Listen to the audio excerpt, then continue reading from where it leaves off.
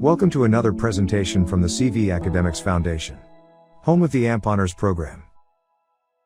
Well, we want to welcome everybody here to the our first live presentation here. My name is Don Hunjady. I'm part of the CV Academics Foundation team and also the AMP Honors Program team, and I'm here with four people to do our first broadcast, something that we're calling Sports Performance, Injury, Prevention and Rehabilitation, an Expert View, and also a mouthful there of a title here.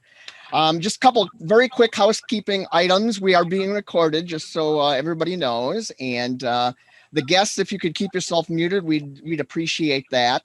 If you have any questions while we're going along here, just pop them into chat, and Karen or one of the other staff members will make sure that we get them to us. So let me introduce the people that are here with us this evening, or whenever you may be watching it, but if it's live, it's this evening.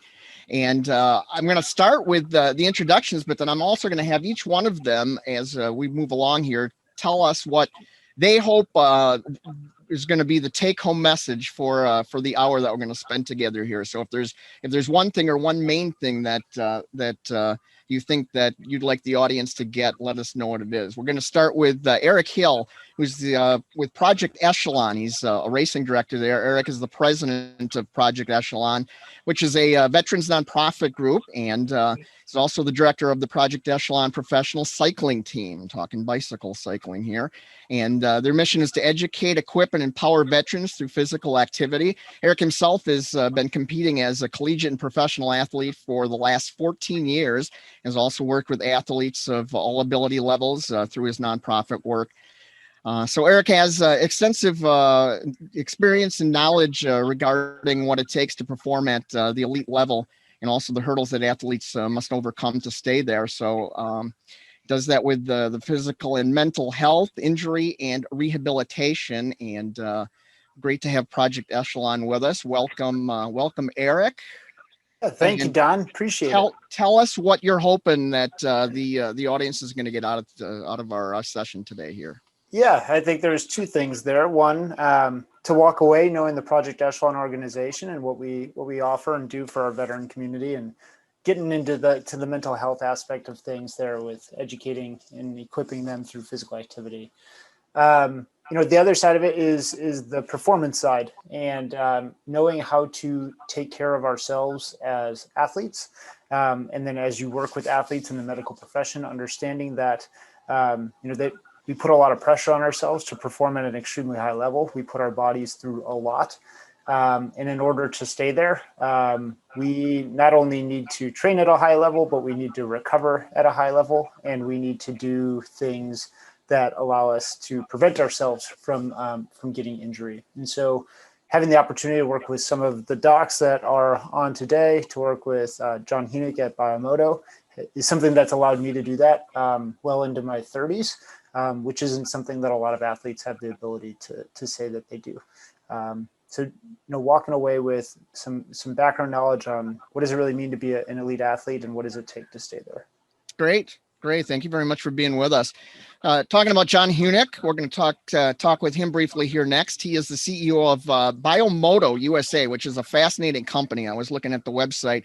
John's also been a bike fitter for 25 years, and then the last 12 years, he's had a significant emphasis on the foot and proper actuation of musculoskeletal sequences in rigid shoes. I don't know what that even means, but he's doing it, and doing it for cycling, hockey, skiing, and I'm sure some other recreation, things like that. He can tell us and fill me in as well.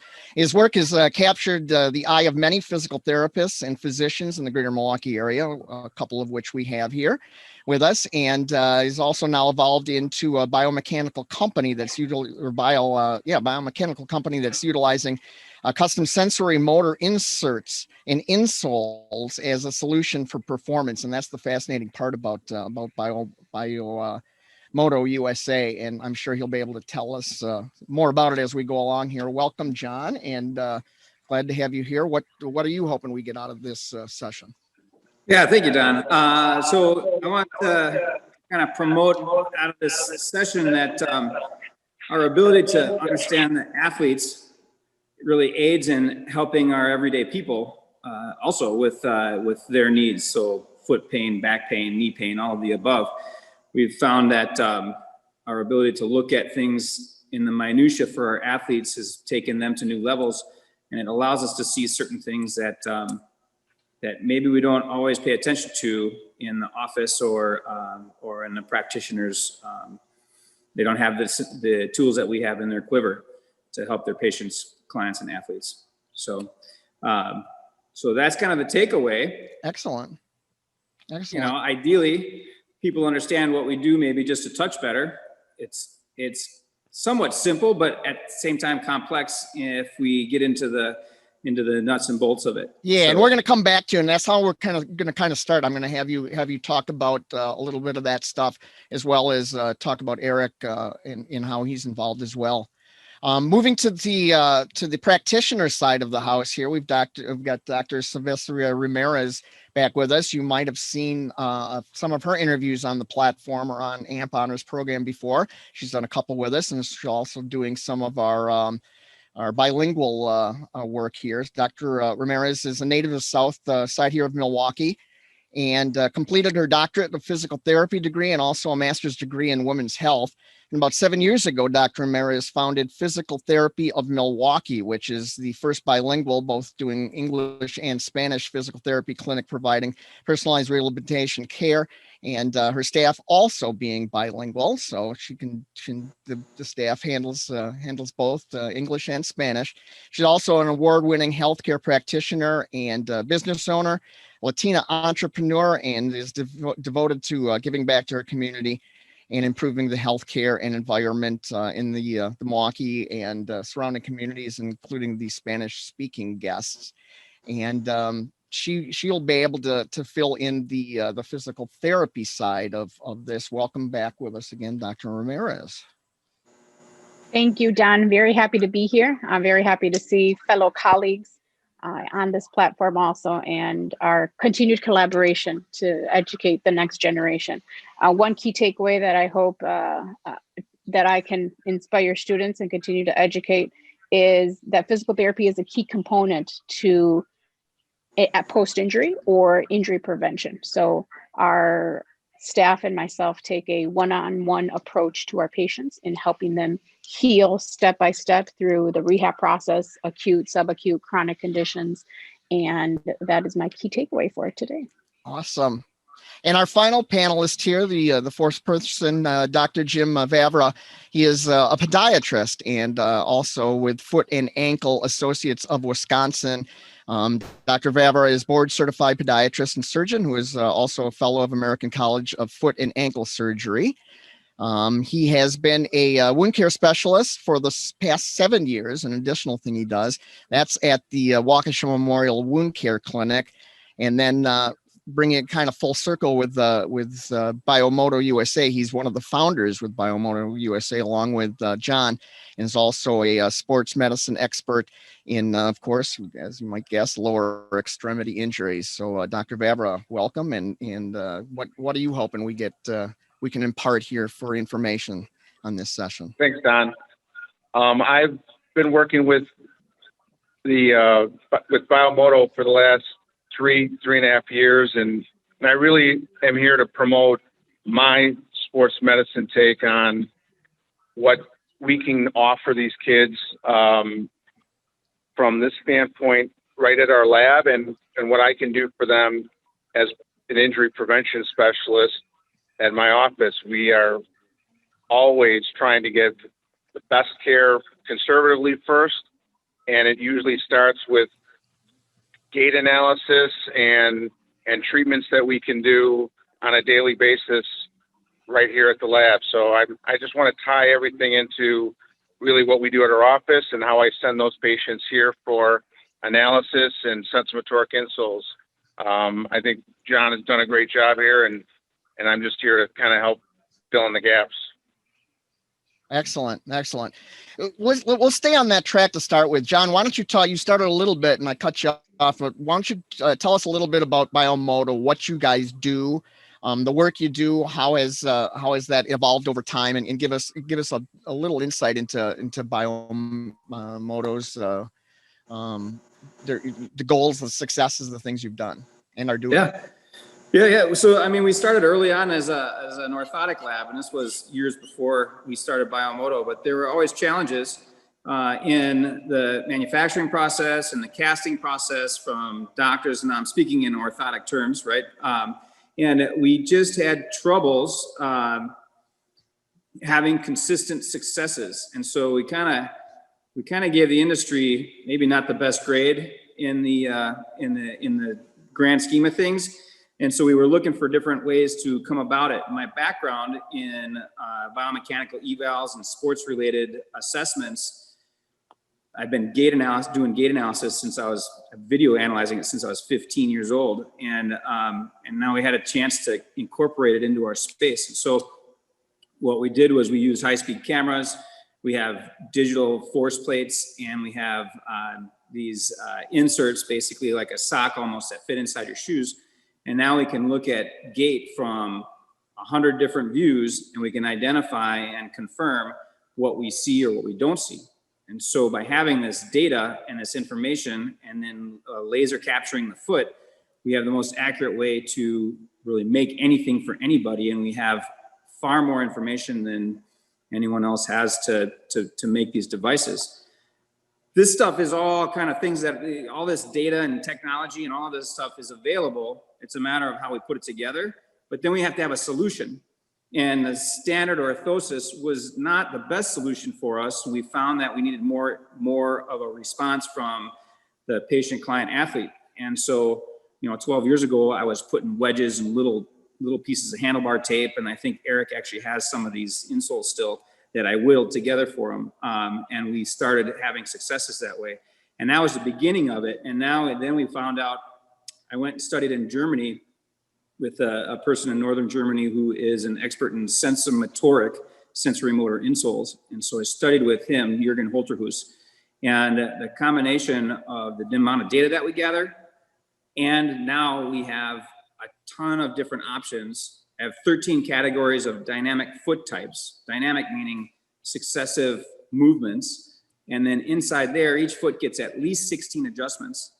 And so we have so much control now over what happens biomechanically that our success rate has skyrocketed. We're over 95% successful in our first dispense or visit.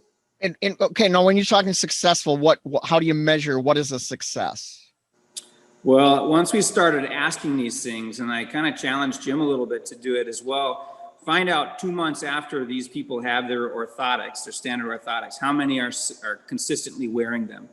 And then you can also measure it in how many were placing orders for second pairs, right? And then how many are coming back for adjustments, and how many solutions were never able to, or how many of the current solutions were never able to successfully treat the patient for what they came in for.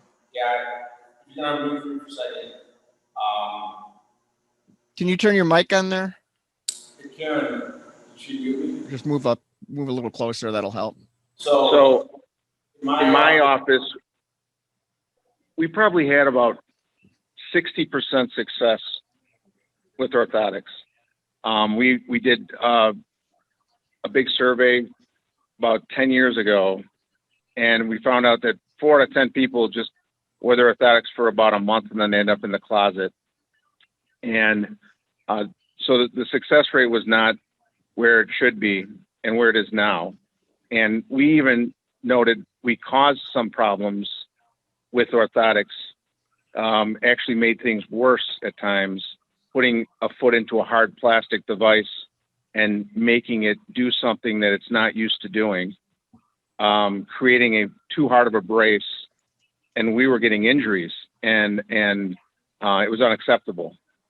And so when John and I sat down and talked about BioMoto and what he could do here, I started sending him not only my sports athletes, but I started sending him my diabetics and my patients who had wounds, and we could actually heal their wounds by offloading it properly and digitally seeing where the pressure points were. So from a simple callus to an ulcer to a person with plantar fasciitis and heel pain, I send all these people here now, and my success rate is through the roof. And it really takes the burden off me, because I can see 16 frames a second with the human eye. John can see 74 frames a second with his high-speed cameras, and and the patients appreciate it.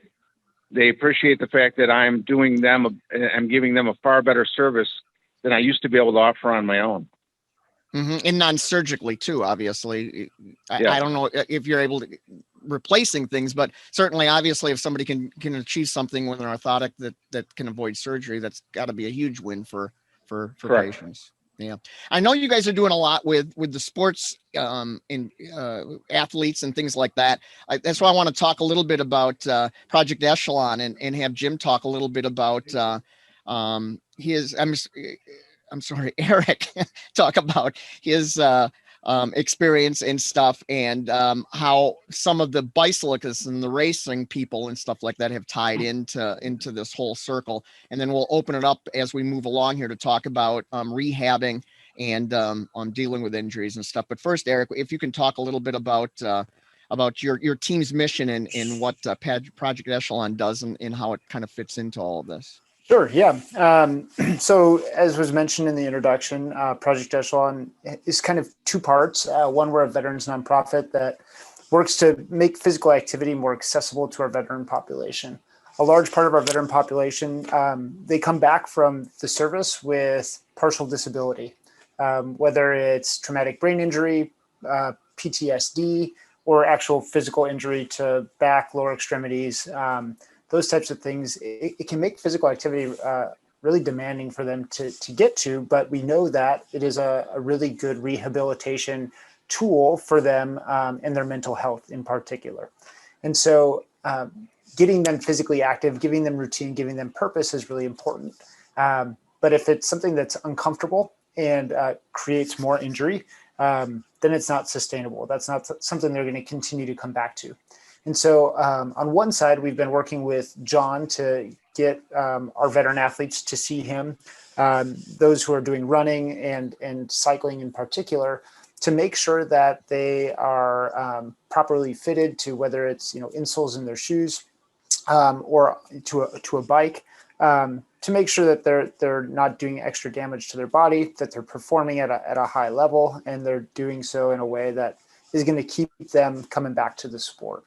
The other side of us is a professional cycling team, and we race 75 race days a year across the country, and we'll be actually going to Europe for a stint this year as well. And so to compete at that level, you're riding your bike 20 to 30 hours a week. And so if you think about riding a bike, your average cadence at an elite level is typically 90 to 100 pedal strokes a minute, which means you're pedaling roughly 6,000 times an hour.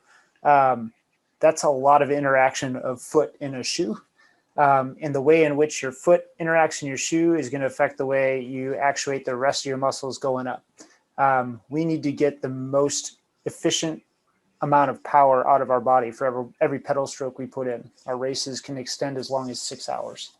And John has been a huge help in doing that. I've been working with him since I think I was 16 years old. He's been my bike fitter for pretty much the extent of my entire career.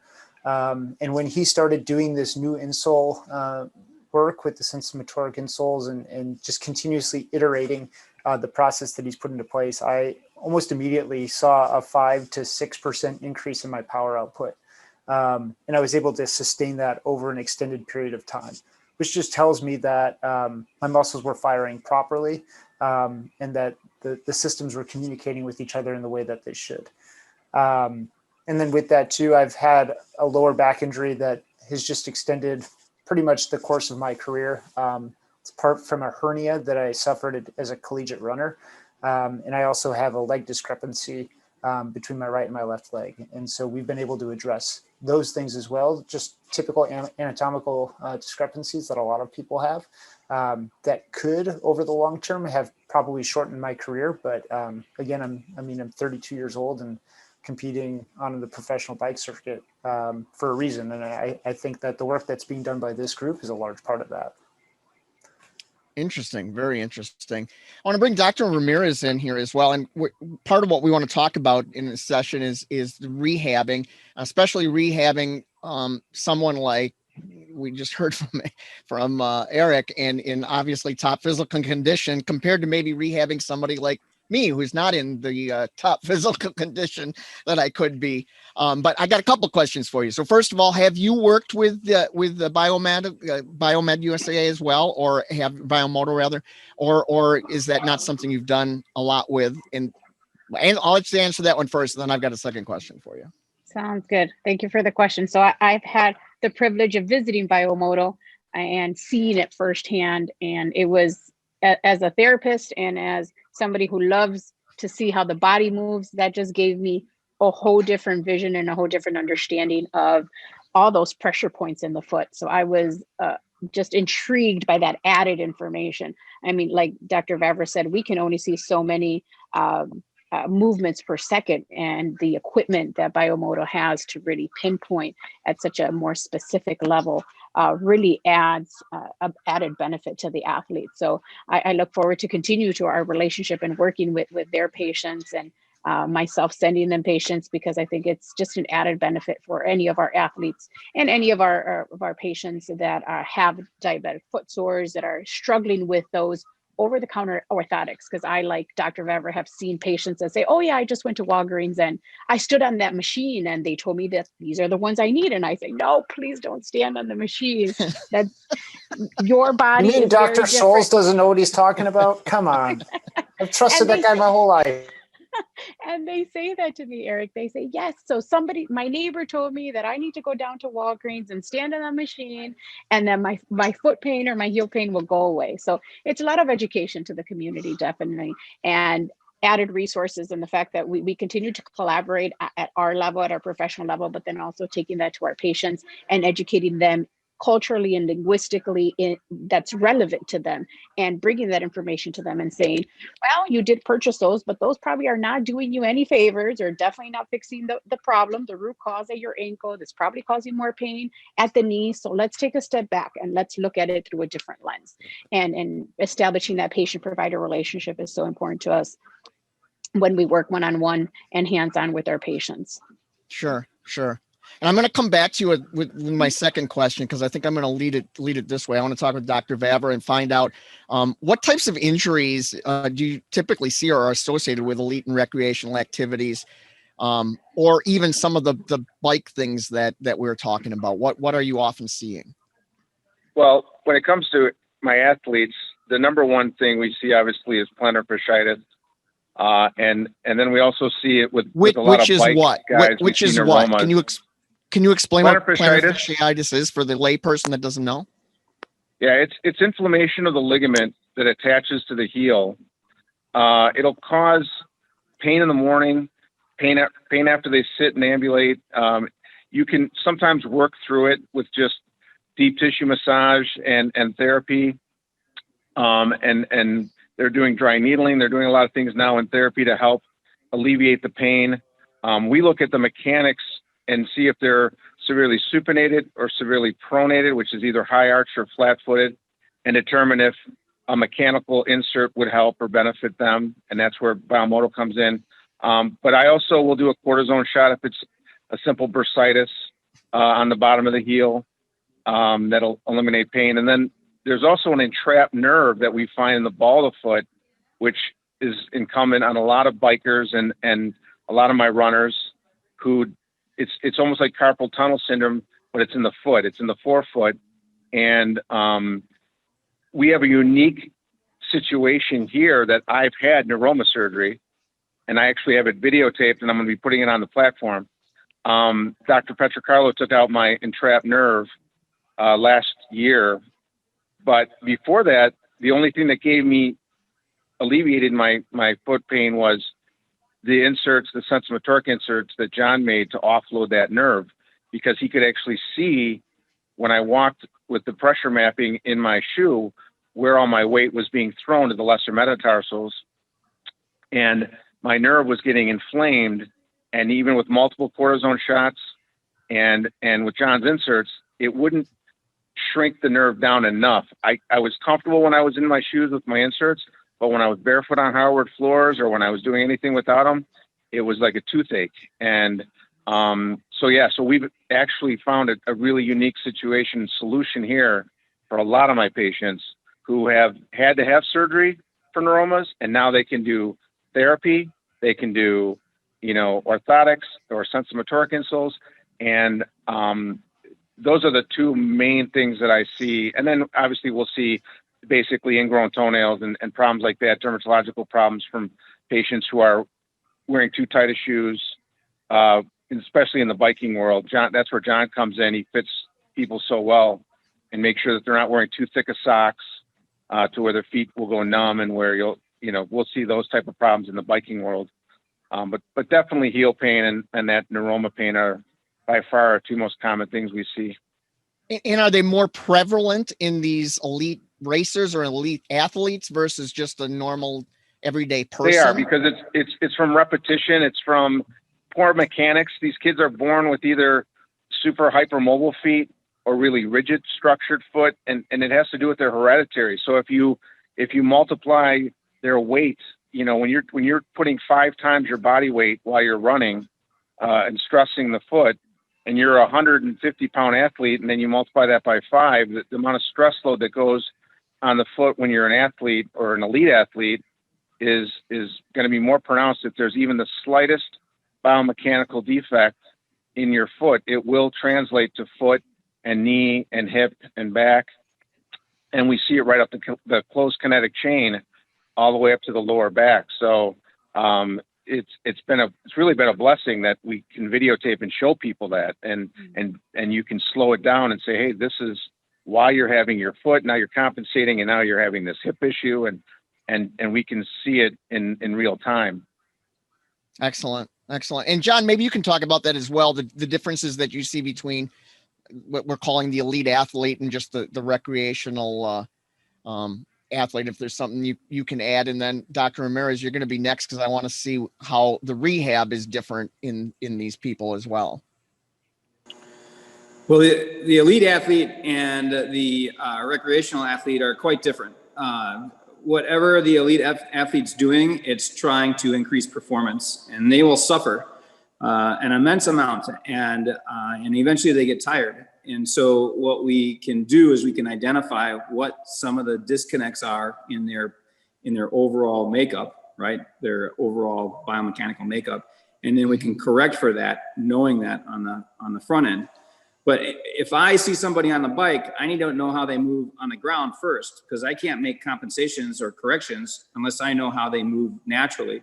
And so I need to understand how they move on the ground, walking, jumping, and squatting, before I really understand what their foot's doing inside the cycling shoe. So these professional athletes, if they have poor foot mechanics, they're losing, as Eric said, 5-10%, and not gaining maybe even their peak levels. We had one cyclist that had, I would say, not poor feet, but not the best feet, and he was losing a lot of energy to the inside of the shoe. And in the end, he did a 90-second time trial, and he's 60 watts above his peak performance he's ever had. And the only thing that changed was correcting the foot. And it translates from the ankle to the pedal, and in there we can lose a lot of power. And so this is a key component for our higher performing athletes. And so now I can almost pick them out of a grind. If I had 10 guys barefoot on the stage, I could say, okay, now I know what's going on with you guys at this level for sprinting or for sustainable speeds. Right. Very high, obviously very high tech. At least it certainly sounds that way to me. Dr. Ramirez, I know it's going to be a little bit different, but I wanted you to talk about not as much the differences in the performance stuff, but in rehabbing somebody that is an athlete versus rehabbing someone that's not an athlete. They always say don't assume, but as a layperson, I'd assume, obviously, if you're in great shape, you're going to probably rehab better and come out of injuries and surgeries and things better. But can you talk about that, the importance of just keeping yourself in good shape for just life's emergencies, like things you may see? Definitely. So yes, there's a big difference between our athletes and our non-athletes in just the trajectory of rehab. Our athletes are just much stronger, much more flexible, have a better ability to bounce back post-injury. We do see a lot of non-athletes, your layperson, your manufacturer worker, your teacher that needs to stand. So our approach is assessing active range of motion, assessing the joint, assessing the flexibility and strength of that patient, and then tailoring the goals to what they need to know. What they need to do. If I'm treating a manufacturer worker with plantar fasciitis because he has to stand all day and lift overhead, then we need to make goals and make sure that his body is functioning for the tasks that he needs to perform. So our plan of care varies depending on definitely patient's age, patient's past medical history, in addition to if they have a background of athlete versus not an athlete. But more than anything, it's based off of what are their goals. So we do see the wide range from our middle school, high school student that needs to just return to soccer and wants to continue playing, to our 80, 85-year-old that just simply wants to be able to remain mobile in their home and be able to get up and down the steps. So we take great pride in really tailoring our treatment plan and our exercises and our plan for the patient to help them meet their goals and remain compliant with their physical therapy and eventually their home program. Right. And as this starts to at least starts to form a picture for me, and I'm hopefully for the viewers as well. Let's see if we can put some real world things into this. So I'm going to go back to Eric, and Eric, if you can talk a little bit about what you do to prepare for a race and how you train and the things you're going through, and that hopefully will have us understand then the BioMoto end of things and the rehab and the fixing end of things based on what it is you're doing to get to those levels. Yeah, absolutely. I mean, it starts, the cycling season, for example, typically starts in February for competition. I'm sorry, my two boys. You have a guest there. That's okay. Yeah, it's all okay. Right. So the cycling season starts in February for competition, and it'll roll through about ends of September. So it's a pretty long season. And right now I take about two months of rest. And by rest, I mean, here, 1 second, I'm sorry. Dad's on TV, kids. That's how it always goes. When you're on the telephone and when you're doing something, that's when we're good. It's normal part of life, right? Yeah, exactly. So anyway, we have to take a break. You have to give your body an opportunity to recover and rejuvenate itself. But then it kind of goes into this steady build of physical strength and rebuilding that endurance. A sport like cycling or marathon running, for example, I mean, that's year over year building, right? So the benefits and strength that I have today aren't from something I did last week. It's something that I've done over the last 3 years. And so I have to have that consistency, and I need to be able to continue to build on what I've done in the past. But it'll start to build to the point where, maybe I'm doing 10 to 12 hours a week here in December, 12 to 18 hours in January, and then anywhere between 15 and 25 hours a week on the bike in the spring and throughout the rest of the year. And I have to supplement that with some strengthening, specifically, core type work. And then on a bike and running, it's so straight, it's linear. You're just going straight forward and straight backward all the time. And so you're only working a certain subset of muscles when you do that and not working the others. And so I need to focus a lot on my lateral movements and building strength there, because otherwise my body will start to fall apart by the time we get to June, just because of fatigue and atrophy of those other muscle groups. Mm-hmm.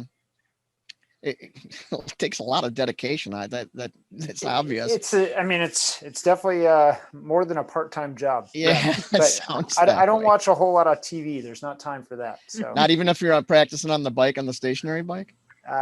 Well, in the winter, then maybe, in the winter, you're right. I'll hit Netflix up in the winter. There you go. We've been talking a lot about, the athletic stuff and mechanics and the more bicycle racing and skiing and things like that. John, I wanted to get you back in here and talk a little bit. You touched on it, that you're doing things with diabetes and with some neurological disorders and things, something that's obviously probably vastly different, at least from my view, than a bicycle racer. So talk about some of the things that BioMoto is doing with that. Yeah, it's pretty interesting. So understanding the foot and understanding the different movement patterns that we can do and understanding how we can come up with solutions has been a real benefit. And it's been fun to work with normal people or people that just need help sometimes, because most of my life I've been working with athletes. And so now to have these people come in with problems, we can solve these problems. So what we're doing is we use our pressure mapping techniques. And so there's 70 sensors per foot, and it reads on a Bluetooth. It's actually Wi-Fi. It reads over Wi-Fi. And we get all this data from them moving.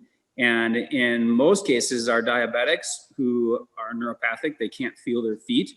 And if they have an open wound and they can't feel their feet, they just keep walking the same. So they grind this wound right into their shoe.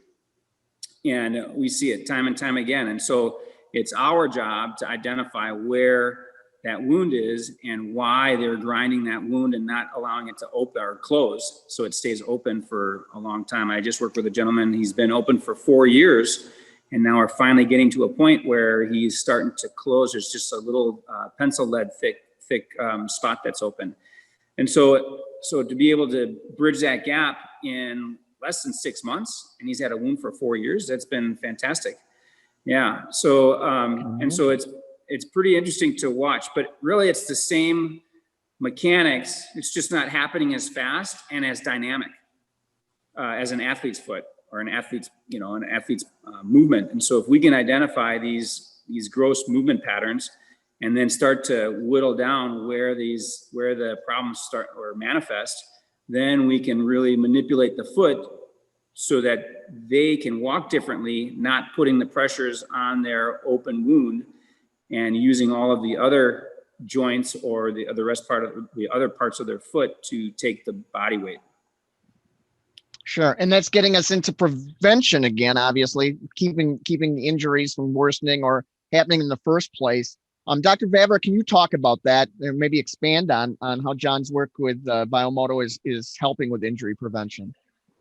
Well, sure. I mean, a perfect example is the diabetic shoe program that's been out there for years. And we have people who came in and they would get casted for shoes and inserts, and we would send them on their way with a manufactured insert, but we never were able to test them to see if what I created for them would actually solve the problem or potentially create a new pressure point somewhere else. And so when you offload one area, you might onload somewhere else. And we've seen this time and time again where in my office, I've had wounds that I just about get healed, and I'll make them an insert thinking I've offloaded them properly. But lo and behold, a couple weeks later, they come up with a new blister and a new sore someplace else. And we're catching those people earlier. We're preventing those because John can test the insoles here and make sure that we're under 20 newtons per square centimeter on every part of the foot. So if he offloads one area that's got an ulcer, we can make sure that we're not adding pressure and ulcer someplace else. And that goes with all my patients who have neuropathy to even patients who just have bunions and hammer toes who are having foot pain and they want to avoid surgery. I can offload them properly too, mechanically with an insert and with proper shoe fitting before, and just prevent surgery. I mean, surgery is not a panacea. It can open a lot more, of a Pandora's box in some people, and you just have to do everything you can to prevent the operation. And there is surgery for a reason, and it should be a last resort. And for most of my patients, they appreciate that. The fact that we're actually, solving their problem and eliminating their pain with appropriate, insert, with physical therapy referrals, with occasionally a cortisone shot, and they're very happy for that. Sure, certainly. As I was thinking about in preparing to meet with all of you, in fact, I was walking up the stairs and it was kind of dawning on me how important and how crucial your feet are to pretty much everyday life, probably only maybe second to your hands, or maybe not even, I don't know. But that, I guess, is my question. I'm going to go to Dr. Ramirez first and have her talk about the importance of the feet and probably ankles and stuff as well. And then also have Dr. Vavra comment about that, because I think it's something that we just kind of take for granted, yet that's the only way we get around. Mm-hmm. Definitely. I think we take them for granted until something hurts. Then we say, oh my gosh, I'm feeling it in the knee. Oh, wait, I'm also feeling it in the low back. Is this because of my foot? So a lot of my patients ask those questions. And I agree with Dr. Vavra. I'm seeing more and more patients saying, I don't want to do surgery. Surgery is the last resort, maybe because of this additional COVID and the additional risks and of a surgery, but they say, no, I want to try everything. I want to try cortisone injection. I want to try therapy for 6 weeks. I want to try dry needling. I want to try everything that's out there, and surgery as extreme last resort. But I want to still continue being active. I at least want to try going out for a walk. I want to try doing my normal activity. And that's where physical therapy is such a key component to that puzzle, because we're an added benefit to helping them heal the tissue, strengthening their muscles. And we have a lot of success with our patients in educating them. And that's one of the reasons I enjoyed so much going to BioMoto, because you see where those pressure points are on the foot. And I thought that was so amazing, because when I do an evaluation with the patient, I bring out my muscle book and I'm like, this is a muscle that we're going to stretch, that we're going to strengthen, and empowering that patient more than anything, because they walk away saying, oh, now I know so much more about my shoulder, my knee, my ankle. And that helps them be much more compliant with their home program, with their healing. So that helps them take ownership also of, they also need to come to the table and do their exercises twice a day, like we prescribe. And sometimes they forget, but they will do it if they are empowered with that information. Sure. Is there, and I don't know who I'll direct this to, I guess anybody that wants to jump in, but as we're talking about surgeries and failed surgeries, I started thinking about back injuries and stuff. And a lot of us, I think, know not to lift incorrectly or lift too heavy of things because of back injuries. But are there do's for foot and ankle as well, or things that you should not be doing, you should be avoiding, that often will get you injured? There's I would not. say Go ahead, Doctor. We waited, and then I'm going to go to Dr. Sylvestra, and then we'll do Dr. Vavra next. the first thing that comes to mind, I see a majority of my patients, a good 55 to 60% wear the wrong size shoe, wear ill-fitting shoes, be work, be women, they're just the wrong size. So that creates those additional pressure points, can start creating some neuropathy, start just creating additional problems. So getting the correct size shoe for your foot, for your feet, is so important. Makes sense. Yeah, I totally agree. When we see patients come in our office with black toenail or something where they're jamming their toe into a shoe that's too small, and people don't realize that as they get older, their feet collapse, their arches collapse, and they grow in shoe size, and they always want to be in that size 8. All these women, they always want to, I'm in a size 8, until the day they die. I'm like, no, you're in a size 9.5 now. And so, yeah, they're not happy about, when I measure their feet standing up and get them their actual shoe size. And then you're right, the type of shoes, we've gone to such these minimalist shoes now for a while, and you can fold them up into a ball, and that's about what they're worth. They're really not giving you enough support in most cases. So there's only a few people in the world that can wear those shoes all day long, because they must have a perfect arch, and that there's very few of those people out there that I see. So, but yeah, it's the shoes, it's the shoe fit, and it's just educating people on, when they come in, what to look for in a shoe: proper heel counter, a shank in the middle of the shoe, and not, if I take their shoe off and I roll it up into a ball, they're always like, hey, I spent $80, $90 for that shoe. And you just roll it into a ball and go, well, see, I can do this with your shoe. They're not really happy about that. But at least they see that it's not giving them the proper support. It's not doing the foot any favors. So keep rolling it up in the ball. And it makes sense what you said too, that you don't think about it until you do have a problem. Then when you all of a sudden have a problem, even if you've been doing something the wrong way for the longest time, that's when it finally keys in for you. We've probably got about 10 minutes or so left. So I want to go around the panel again and make sure there's not something that I'm missing here, that when you guys came to this, you thought, for sure, I want to get this information out. So we'll go back and start with you, Eric. If you want to talk any more about Project Echelon or how it fits into to the injury prevention or the injury repairs that we're talking about, but anything else that you wanted to get out and get across to our listeners here for this panel. No, I think just the power of physical activity. We want people staying active. We want them feeling good doing it. We want them being passionate about it. It's good for their physical health. It's good for their mental health. It's good for their social well-being. And so we can never forget that. And we want to always encourage people to be a part of that, whether it's, at a recreational level or at an elite level. We want our kids, we want our adults to be doing that, because we know there's massive benefits to it. And so taking care of your body and paying attention to the little signals that it gives you is extremely important. And the doctors that you have here today have only helped more people stay active. And so I know I can thank everybody, that's on this call for what they've done for me throughout my career. And so I hope and I know that they'll be able to help more people in a similar way. And I'm guessing certainly the level that you're competing at in the bicycle racing thing is certainly more a young man or young woman's thing. But I would imagine that bicycling, unlike maybe running, where as the people age, they kind of recommend you don't do as much running, walk more because it's so hard on your body. But I would imagine bicycling is something that people can do into their 60s, 70s. It's there's a ride that we do out here in Wisconsin on Saturdays. It's called the Dock Ride. And there's two groups. There's an A and a B group. But the B group, I'd be willing to bet the average age is 65. And those guys, I think they did 10 100-mile rides this year. And so yeah, it's a low impact sport, that it's a lifelong sport.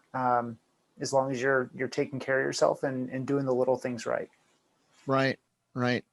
John, what have I forgotten about that you wanted to get out about BioMoto? It's like I said, it's such a fascinating company and it's so involved. You almost got to get a demo or see the website. In fact, we should give out your website. I'm going to have you do that so people can look at the what I believe is real cutting edge things that you guys are doing. Yeah, certainly. So our thought process is our feet are the first point of contact to Earth. And so it really is, it's our first, and every single response in our movement patterns is based off of leveraging the ground.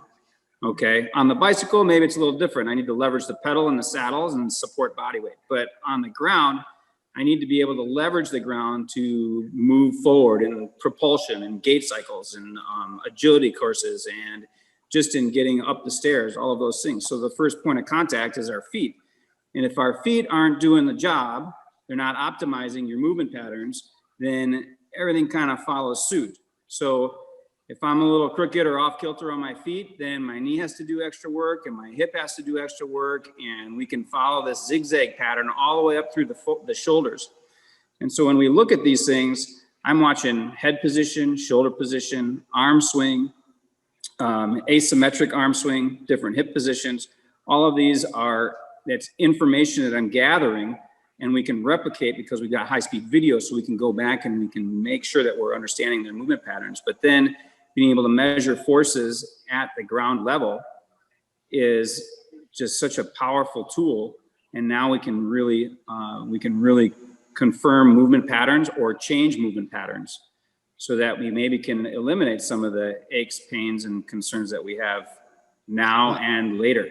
Right. And do you see a lot, I mean, obviously every individual is different, but do you see a lot of the same patterns emerging with the people you see, or is every person or every patient unique? Well, everyone's unique, but they do have sensory motor components, and there are systems that we are following. And I do have a number of different systems that we use to identify these movement patterns. And so now that we've done this for 3.5 years, we have learned how to refine these processes and have different corrections for different specific movements. And we're able to really get down into the little bits of the corrections. So it's been great. And our technology in making the insoles, I can make a device and I can change it less than a millimeter in some places and more than a millimeter in other places. And we have that much control now, which has been, it's been a godsend, I'd say, to Sure. aiding in treatment of athletes and people of all types. Right. Dr. Vavra, what did I leave out of your area? You provided a lot of great information for us this evening. You know, as well. I see everything from pediatric kids to the geriatric, and like I said, the tools that we're now using here have made my job a lot easier. I mean, it was a lot of guesswork. There was a lot of trial and error. There was a lot of grinding, a lot of like, try this, add that pad, take this pad off. No real science behind it. Just a lot of intuition. Mm-hmm. And we were pretty good at it. I mean, because Dr. Petricarlo and I have been doing it for, plus 25 plus years, and he's been doing it for over 40. And then we've hired all these young kids now coming in underneath us, and they have no clue about mechanics because it's an elective now in their college. They didn't have to actually make orthotics or anything like we did. So they send everything over here. They don't even want to guess like we used to. So they're smarter than I was, that's for sure. They figured it out sooner. But we've come a long way in our practice, and we still have the same thing. We treat everyone like family, and we would not do surgery on a family member anytime until we tried and exhausted all conservative options.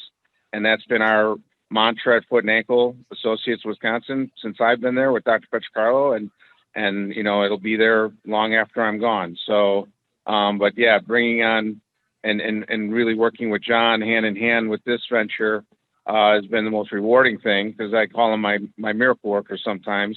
There's patients who literally give me hugs after they've come here to, because he's changed their life in some cases where they didn't think they could walk again and without a limp or without a drop foot or something. And he's been able to eliminate those symptoms and get them back to somewhat of their normal life. Wow, that is amazing to hear, and obviously gratifying for you as a practitioner, I'm sure, as it is for the patient that can avoid surgery or the invasive. It's been amazing. Plus the rehab time, the recovery time. We'll give Dr. Ramirez the last word in the go around here.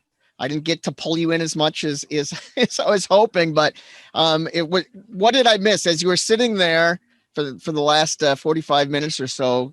What information? I know you've got something, because you always do, that you wanted to get out here that we missed.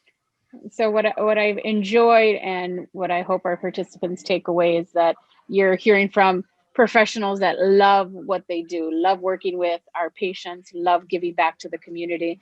And it was evident from all the answers and the information that was provided. So I appreciate all the panelists and appreciate the participants being on this call. I will echo what Eric said. Physical health and mental health go hand in hand. More now, more than ever, we're seeing a lot of that trickling down to our patients, and encouraging them to continue to remain active, even if it's 5 minutes a day, 10 minutes a day, because that mental health piece is so important. I tell my patients we have one body, and we are in charge of taking care of that body. We need to take ownership of that, and it is my job to continue empowering them how and what dose of exercise is appropriate given their age, their injury, their comorbidities. In general, are we as a society doing better in recent years with physical activity and with prevention and things like that? My gut tells me we are, but you guys are out there seeing it. I would definitely say so. I have a lot of patients that come to me already with information saying, okay, I Googled this. I think it's biceps tendonitis. I think it's something had to do with my Achilles. So they're already coming with that information because they want to get better. And then sometimes I have to say, no, it's probably not that. Let's redirect the information. But I appreciate that they are taking that effort to say, all right, I've tried this or I've tried that, and now I need professional help. And now I had to come to you. But no, I think you are correct, Don. I think we are better off now, given the additional resources, given the additional research and information on injuries and just the additional expertise. Sure. Dr. Vavra or John or anybody else want to weigh in on that?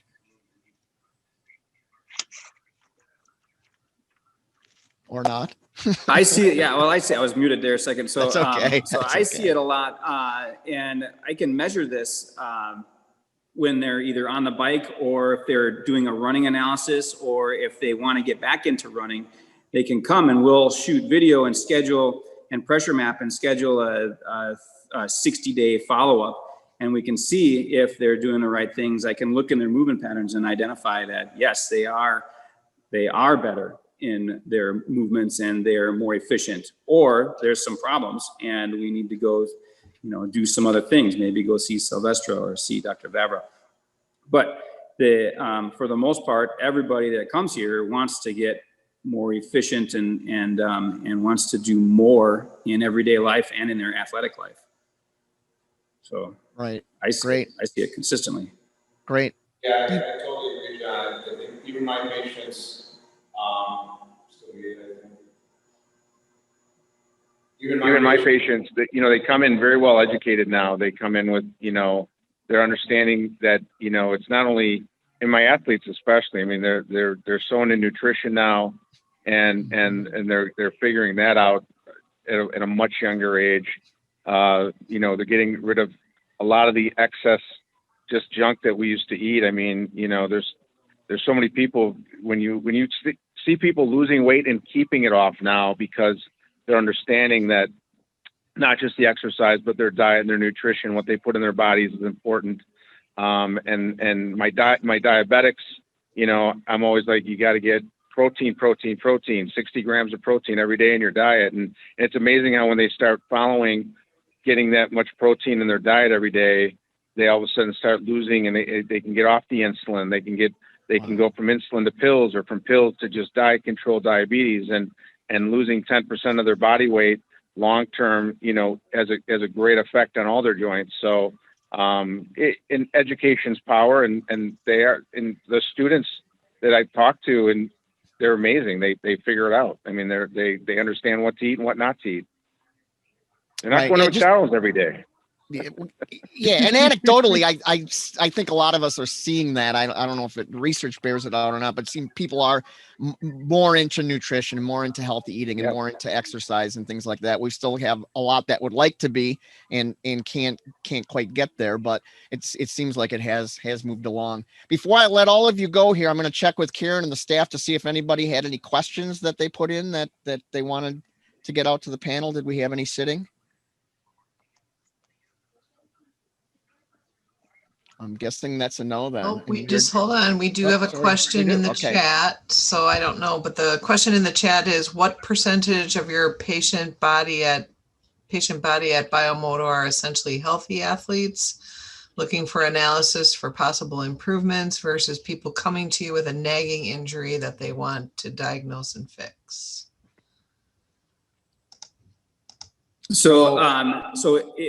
We started more in the sports related business and sports assessment, and now it's about half and half, patient to athlete. And so it's been an interesting, not that we're doing less athlete, we're just seeing more patients and percentage wise. And so a lot of it is, some of it is rehab, some of it is goals that they're setting for themselves. They want to run a half marathon, or want to do a full marathon, or they want to race a triathlon, something of the sort.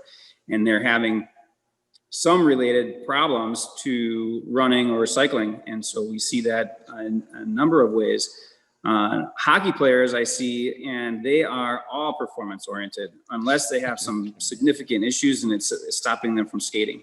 And so we see a lot of athletes coming to us. It was at first to solve problems. aches, pains, problematic situations, but now we're seeing a number of people trying to increase or enhance their performance. So it's a pretty wide spectrum now, which is actually quite fun. It makes a pretty diverse day. Anyone else have anything on that? Or does that kind of cover it? Sounds good. Well, I want to thank all four of you, Eric, John, Dr. Ramirez, and Dr. Jim. Thank you very much for taking time out of your day or your early evening here to help us here at the AMP Honors Program. And thank you to all of those that participated live. You're part of a little bit of history since you're part of our first live event here from AMP Honors. And also it will be recorded, and hopefully we can do some things like this again. Thank you very much, guys and gals. It was very educational and very interesting to listen to. Thank you. John. Thanks, everybody. Thank you for having us. This has been a presentation of the CV Academics Foundation, home of the AMP Honors Program.